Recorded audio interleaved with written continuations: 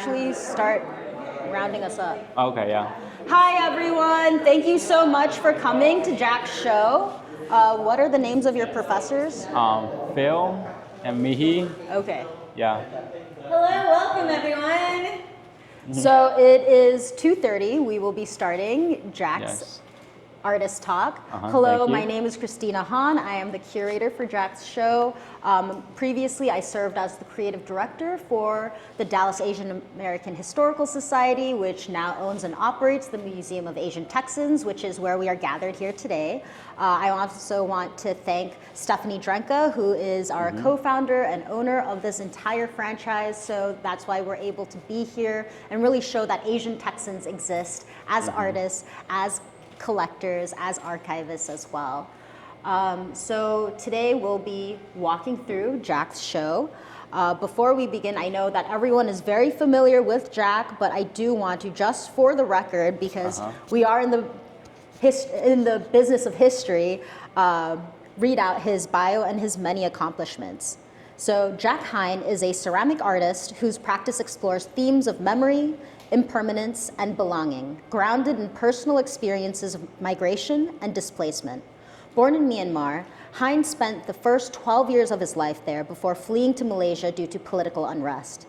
Living as a refugee for 5 years, he developed a deep sensitivity to transience and the fragmented nature of home, concepts that continue to shape his creative voice. Hein began his formal study of ceramics while earning a BFA in studio art with a concentration in ceramics at Texas Christian University.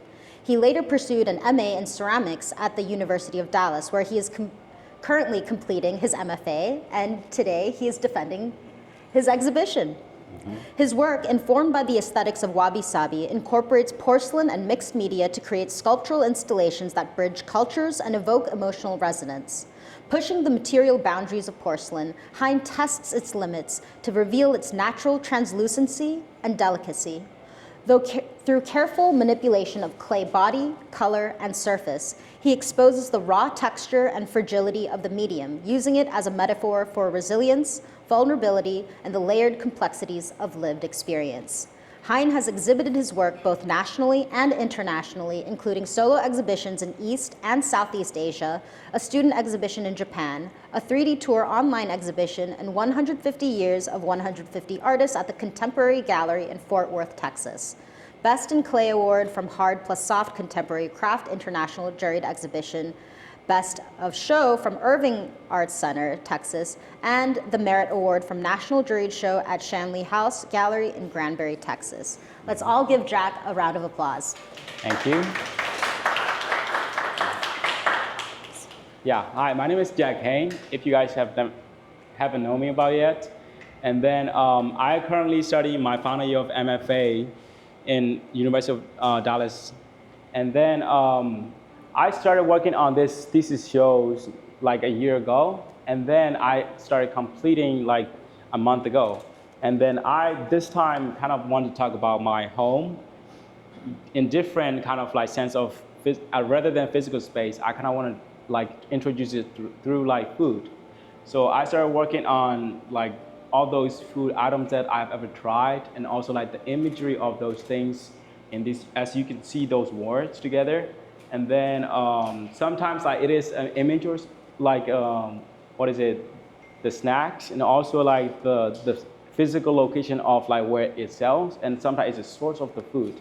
So, so home is not just about, to me, it's just a physical space, because I moved to different places, and then later becomes like a lot of like longing for like those home cooked meal and to find comfort. And then I kind of just check into different places, and sometimes it looks similar, and I tried, and then those foods are sometimes not the same. So, but then I moved to Malaysia, as Christina told, and then we have similar culture because it's also in Asia. But then when I try to different things and trying to find the taste of home, then I end up like having some disappointment. And since I lived there for 5 years, sometimes those disappointments tastes become like my favorite, and then those dishes become like my habits of going there. And then when I moved to the United States, strange things that I have faced in 5 years now became like a part of me, and I miss that home too in Malaysia. So when I interpreting like all those about being home, it's not just to me about physical space. It's sometimes it's about the taste, and then food comes with a lot of just not just about the taste. It comes with experience, also like ritual and habits.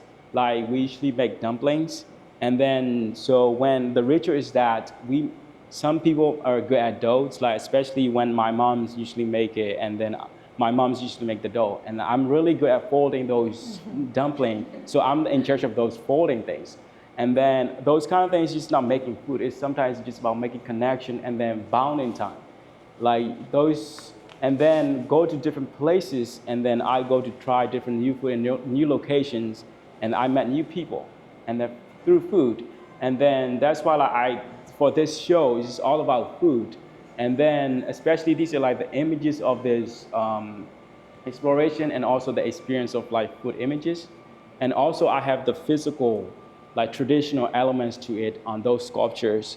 Those are like inspiration from the traditional vessels that we actually use it throughout that when we use the ceremony, especially we put food inside and then we kind of like eat out from that. So Yeah, so let's talk about the works that we see here. So Yeah. the show, as we can see, are three different distinct bodies of work that Yeah. all come together in the taste of memory. Yeah. I was really drawn to some of your almost porcelain paper pieces because in your previous bodies of work, you had Yeah. developed this very interesting technique of being able to get the porcelain to emulate paper. And now that you're talking about almost slices of memory that are appearing. Could you Yeah. tell us a little bit more about this work specifically? Why you wanted to put it on an emulated paper? Why all of these small painterly objects? Yeah. And even some of the greenish, grayish tinges that we're seeing, and what were the intentions behind that? So my inspiration about making porcelain is all about my belonging and migration. But apart from that, my exploration to porcelain is really inspiring to me, and then also testing to the porcelain into new limits of that. And then since I want to show like my memories, and then I was inspired by like old photographs, and then that's why like you see like those grayish green, and then those kind of like in the flat white backgrounds, and then the memories we see is like sometimes memories is changed and also blurry. And then when we talk about even like yesterday or even like 5 years ago, some memories are like, if you have like stick with you, and then some memories are like really clear. And then some memories that you don't see are like sometimes just blurry. And then that's why like you'll be able to see like some pieces they only have like food items, small piece. And then there's like some pieces that it has like more details. And then some just like, what is it? It's just a hint of that. So I kind of like to let the viewer and explore like how they feel about my works, but also at the same time exploring those kind of like visually techniques. What was the most challenging part about completing this series? Oh wow! I think making papery, like those flat surfaces, and also small intricate details, because it looks like a drawing on normal paper, but on that thin sheet, porcelain is really notorious for breaking when it's dry. So transporting is really hard when, especially before it's fired. And then I have to have a system that is like, when this much dry, I have to put a certain layer of it. And then when this much dry, and I have to put like details to it. So the details that you see, the scratch mark like screen print, those are like the final details when I scratch out with the needle tools. Yeah, Around how long did it take for you to develop this process? So my process is like, I started with new elements. That time I was making paper, then like paper pinwheel. Then I have like this idea, so it's usually pop up more. And then to make this one idea comes up, like it's like 6 months of like doing research, and also like from accidental like explorations. So, but to make this one single piece, it's just take like 2-3 days. Yeah. So from this piece, from this concept of paper, we also see that you have incorporated these paper-like rolls inside of your larger pagoda-like vessels. Could you tell us a little? My bad. It's okay. You're gonna put it on the other side. Okay. Yeah. So, okay, sorry about that. Yeah, so could you tell us a little bit more about these bodies of work? I know we also have a larger one on display outside, but. I always talk about home, and then I find like it's really hard for me to describe in distinct way. And then these vessels are actually inspiration from the actual vessel from Myanmar. And then, but they're made in different material. They're either made from bamboos or wood. So for, like I said, this is for like ceremonials and traditional things. And, but the elements I put inside is my childhood memories. So this one was like, I used to help the lady so I can get free candies. So, she made it, and then she was like, "Can you fold it?" And then I was like, "Okay, I can fold it." And then I started rolling like paper like that into the shapes, and then we put it on like a pile of like that in different ways, but different vessels. And then after that, we have like brown sugar syrup, and then when it's hot, she would pour it into that. And then we kind of waited, and then there is some empty, and then there is some filled, and there are like some halfway, and there's like closed ones. So I kind of want like the memories tied to it, and also like back from home, which is like Myanmar. So have like the elements of like functional part, but also inspired by my childhood memories together. How long did it take to develop this concept? Why did you want to represent something that feels quite literal, but also you have created it in your own way, in your own medium of porcelain? I'm a ceramicist, so I like to do things in ceramics way. So, but at the same time, I kind of want to show like we have different ways to do in the same medium. So if I study enough about the porcelain, or if I have like patient enough to do it, then they kind of start to form. Even with different material, it might look the same. Yeah. Do we have any questions so far? Yes. Yeah. I do have a question. So I love how you tell the story about gastronomy and how that draws you to home. Yeah. Because all of us feel at home when we're eating the same food that we're used to.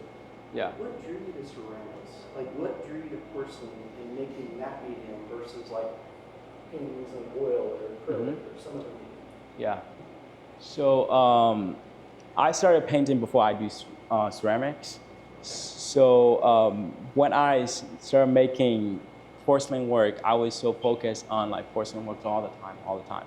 And I was like, I can paint too. I kind of want to show something into like glazing. Like we call it glazing instead of painting. So like to have a balance of like this kind of like small drawing on the porcelain sculptures to kind of like to balance it out a little bit. I kind of want to have those balance between the medium 2D but also 3D at the same time. Yeah. Okay. So it was the three-dimensional part. Yeah. Any other questions for this room? Okay, then let's walk outside. It'll be a little bit of a squeeze, but it'll be worth it. Yeah.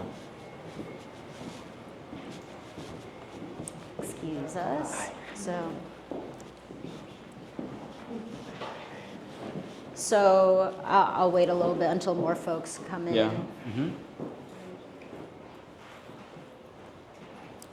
So when we look at art, especially one that comes from the Asian and Asian American diaspora, we're often drawn to the concept of food. And sometimes we might consider these to be tropes, right? So especially in some of the new wave of Asian American culture and art, there is this concept called cut fruit, where because we have a language or cultural barrier with our first generation immigrant parents, the way that we often communicate with one another intergenerationally tends to be through food.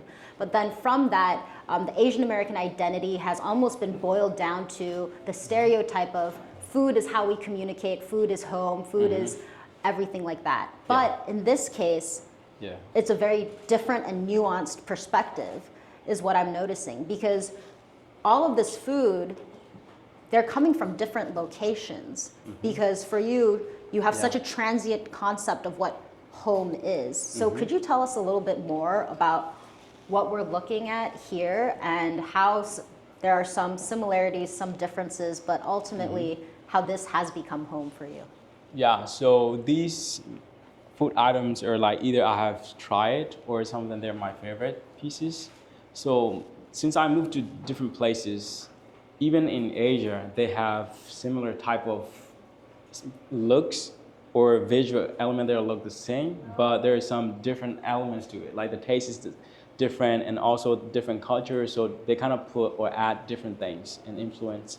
And then you see a lot of different locational food. They're not belong to me as Asian American, but also I lived here the longest. So some of the food items are like from here, but also like some of the food are from Malaysia, and some of the food items are not even locational, but also like, I've tried in different cuisines. Like United States have a lot of restaurants, like it's a combination of like Italian or different kinds, or even like Asian restaurants. So when I started to experiment or trying to eat those things, like I kind of combine things all together to kind of form like this is the collection of my memories about home, because food is, like I said, like it's not just about taste, you know, it's about like feeling something that is like comfort.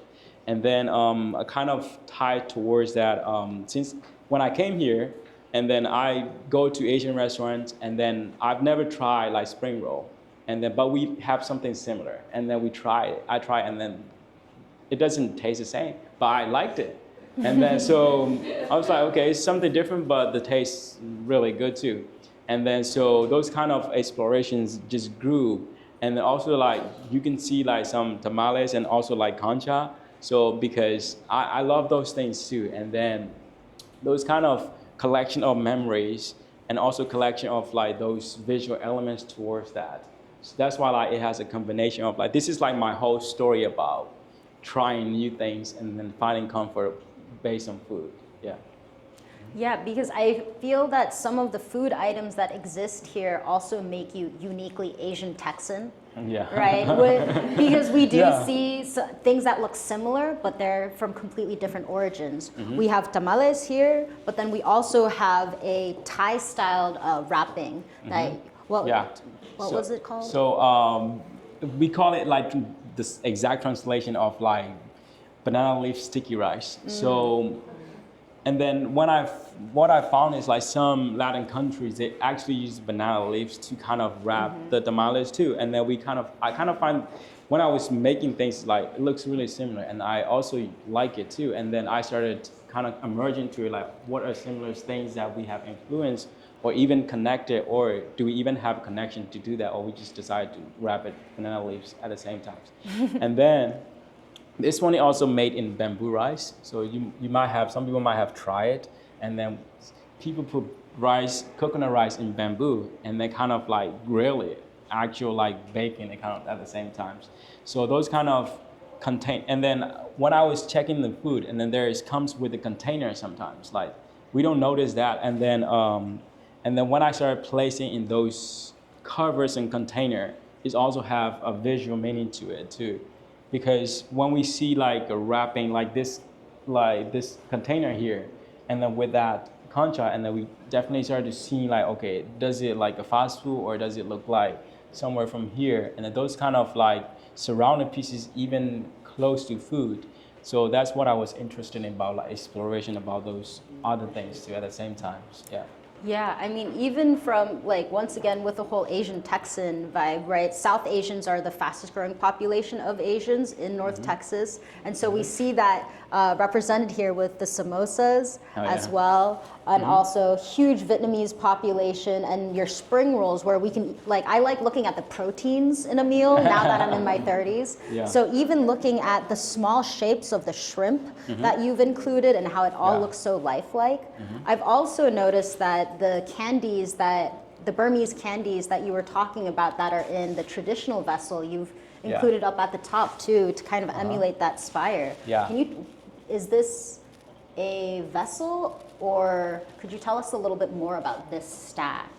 So I do like installations too. And then when I like to have installation, I have different elements to it. And then you kind of help me with that visually coming out.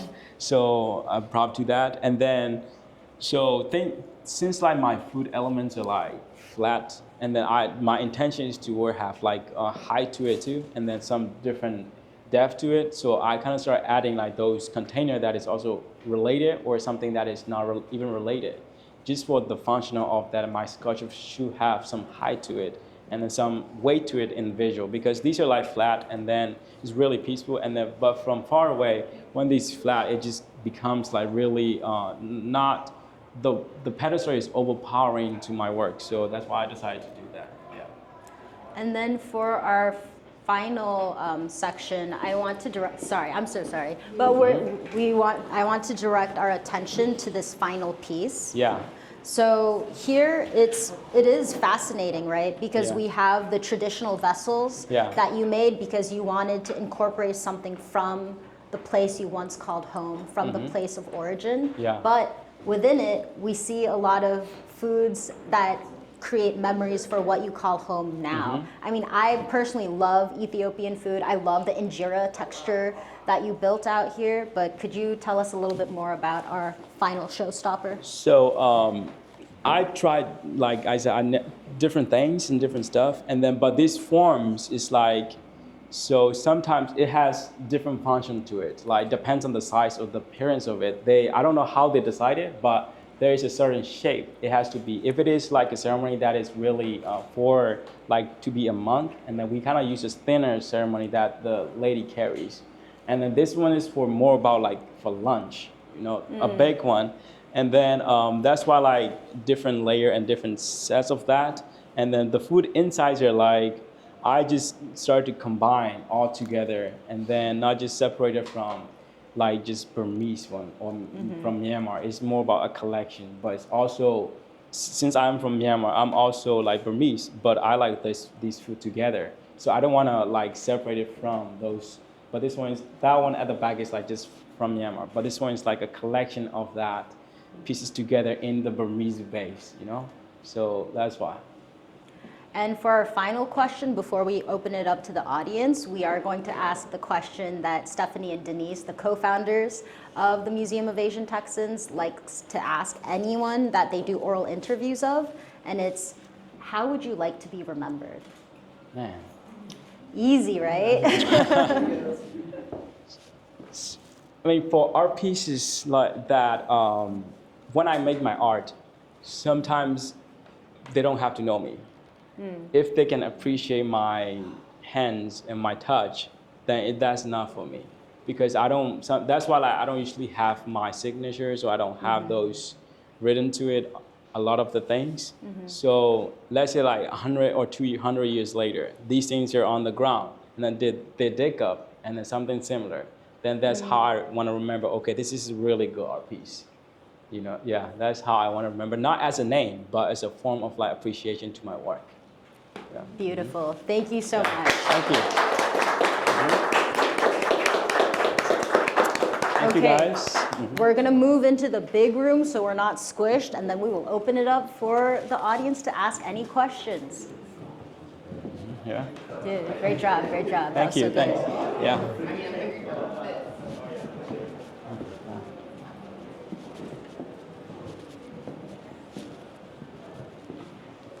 Wow.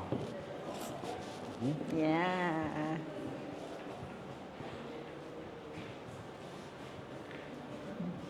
Oh, here, let me get to the side. Thank you. Okay, any questions from the audience so far before we allow y'all to mingle and just look at the art? Yes. Yes. So what kind of foods are you exploring now, and also what kind of art? Like currently now, Yeah. after this show, Yeah, what are you curious about, or you want to? I think I want to try new things, and then kind of see like, okay, go to a certain restaurant that I've never tried, and then go to that restaurant and try that food. And then even if I don't like it, get that shape from it, and then kind of sculpt it to kind of like just a new memories of it.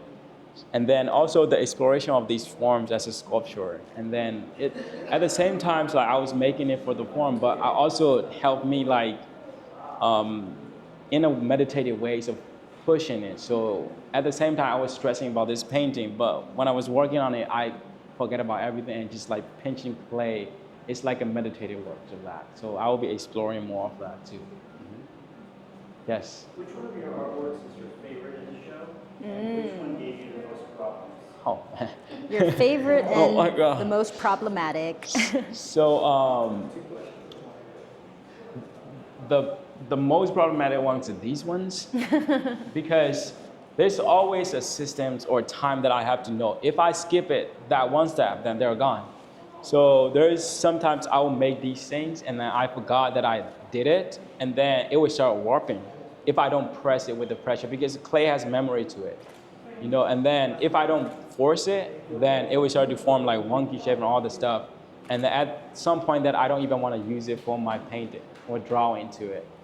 And then for those folding like a papery things, like most of the time it breaks when it's before firing or base firing, but after that, it won't give me so much trouble. So yeah, these ones are the most, yeah. And then my favorite piece is back there with a chicken flat. So because I study like the anatomy of the chicken for like 1 day or 2 days, and then I started making like what if I can make like fried chicken that comes up like the skins are like wrapped. So I was doing little ones and I really love how it turns out. Yeah. Like I said, the proteins are really crazy. Yeah. Final question before. Yes. I don't know if it's a question yet, but, well, first of all, I think it's so beautiful how you touched all these memories with your hand physically. At the same time, there's a sense of void, almost like emptiness. Yeah. I think I attribute that to color usage. White in Korea means it's funeral clothes rather than celebration. Yeah. Can you talk about your choice of eliminating all color, especially in the amount of food out there? The favoritism to porcelain Why and color? also the textures. And then sometimes like when I started testing the color, especially for glazes color, and then when those colors is getting more important than the form itself, because sometimes when I use bright color or even like certain colors, people are really drawn to those colors and then they forgot about the forms of that. So that's why I kind of limit that for that reason. But the second reason is also about we're talking about memories. So memories comes, and then when you think about memories, it's always blurry, and sometimes like it can change. So having to use that white color as a memory is at the same time is quiet, and also like it also kind of prominent to the textures without glazes, because since porcelain is so white, if I started to put like clear gloss on it, this with the flashlight or like spotlights on, the textures are like goes away. It's not that I cannot create it, but since my pieces are so thin, that the texture becomes so flat when I'm trying to do it. Yeah. Any questions? Any other questions? Other than that, big round of applause for our incredible artist, Jack. Thank you.